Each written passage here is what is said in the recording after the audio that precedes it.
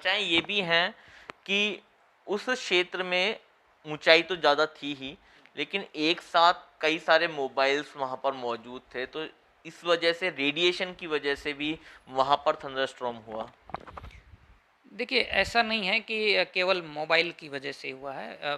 Mobile का lightning strike होने में कितना रोल है, ये एक स्टडी का विषय है। लेकिन जो मुख्य कारण है, वो एक तो सीवियर थंडरस्टॉर्म क्लाउड्स डेवलप होना, दूसरा जो है वो हाइट होने की वजह से उस पर्टिकुलर लोकेशन के ऊपर में जो लाइटनिंग है वो स्ट्राइक हुआ होगा। सर, यहाँ पर तड़ित चालक की अब बात की जा रही है कि अगर वहाँ पर तड़ित चालक होता तो इस तरह की स्थिति नहीं बनती।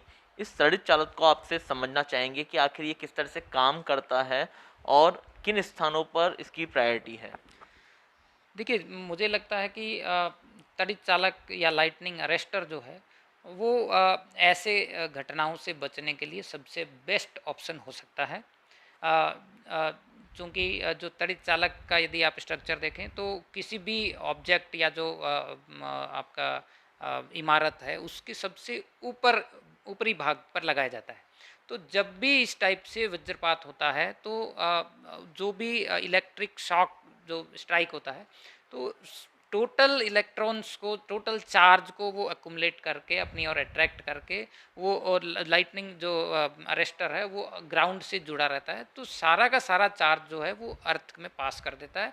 तो इससे बचने के लिए सबसे बेस्ट तरीका है। और मुझे लगता है कि आगे इन फ्यूचर ऐसी घटनाएं ना हो, इसके लिए इस सेफ्टी मेजर्स पे एनालिसिस किया जा सकता है।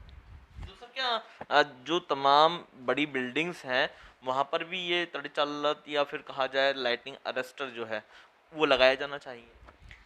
देखिए, बिल्कुल, जो ऊंचाई के जो ऑब्जेक्ट्स हैं, स्पेशली चाहे बड़ी इमारत हो, चाहे मोबाइल टावर्स हैं, चाहे बिजली के खंभे हैं, तो जो हाइट वाले ऑब्जेक्ट्स हैं उन पे तड़ित चालक यंत्र जो है वो लगाया जाना अनिवार्य है।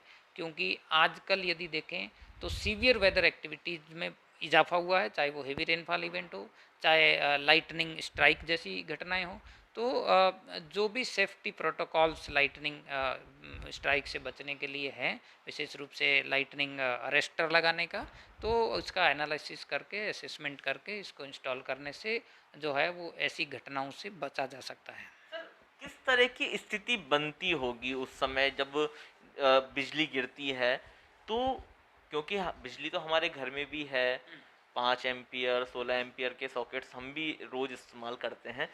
वहां पर जब बिजली गिरी तो क्या स्थिति बनी होगी?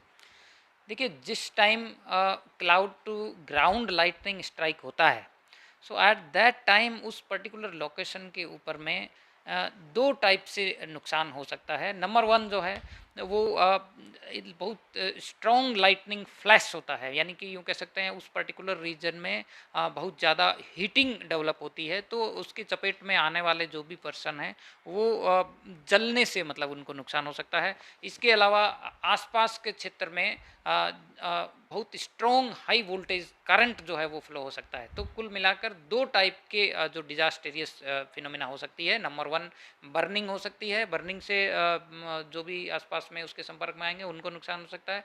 अदरवाइज उस पर्टिकुलर क्षेत्र के आसपास 40 50 30 मीटर के दायरे में यदि कोई है तो उनको हाई वोल्टेज करंट लग सकता है और इससे भी उनकी जान जा सकती है। सर, अंत में यही जानना चाहेंगे कि क्या ये बिजली गिरने जैसे प्रकरणों पर किसी की मौत ना हो या कोई इसकी चपेट में ना आए तो इसकी क्या पूर्व सूचना आम जनता के बीच में दी जा सकती है? क्या इसकी जानकारी दूसरे विभागों को या फिर सार्वजनिक की जा सकती है? देखिए, बिल्कुल, मौसम केंद्र जयपुर जो है वो time to time real time basis पे 2 आवर्स बिफोर तात्कालिक अपडेट भी देता है एट पर्टिकुलर लोकेशन पे जब भी ये इस टाइप की वोल्टेज और लाइटनिंग डेवलप होता है। इसके अलावा आजकल कुछ मॉडल्स भी रन हो रहे हैं जो एक दिन 2 दिन पहले भी पर्टिकुलर रीजन को हॉटस्पॉट डिफाइन करता है कि कौन से रीजन में लाइटनिंग होने की स्ट्राइक पॉसिबिलिटी रहती है। तो कुल मिलाकर जो तात्कालिक अपडेट दिए जाते हैं रडार और सेटेलाइट के आधार पर, और दूसरा जो हमारे ग्राउंड बेस्ड सेंसर्स हैं लाइटनिंग डिटेक्ट करने के लिए, तो उन सब प्रोडक्ट्स का यूज़ करके तात्कालिक अलर्ट अपडेट किया जाता है। लेकिन इसके साथ-साथ में पब्लिक के लिए भी ये समझना होगा कि ऐसी परिस्थिति जब वज्रपात या यूँ कहें कि थंडर क्लाउड डेवलप हो गया है, तो उस परिस्थिति में अपने आप को थंडर स्टॉर्म या लाइटनिंग से बचाव के लिए जो भी सेफ्टी मेजर्स है, उनको पालन करना भी बहुत ज़रूरी है। तो कुल मिलाकर पब्लिक के लिए भी एक एक अवेयरनेस कैंपेन की ज़रूरत है। पब्लिक में भी इससे संबंधित सेफ्टी प्रोटोकॉल्स की अवेयरनेस बनाने की ज़रूरत है, ताकि यदि लाइटनिंग या थंडरस्टॉर्म डेवलप होता है तो इन फ्यूचर ऐसा सिचुएशन ना हो। बिल्कुल।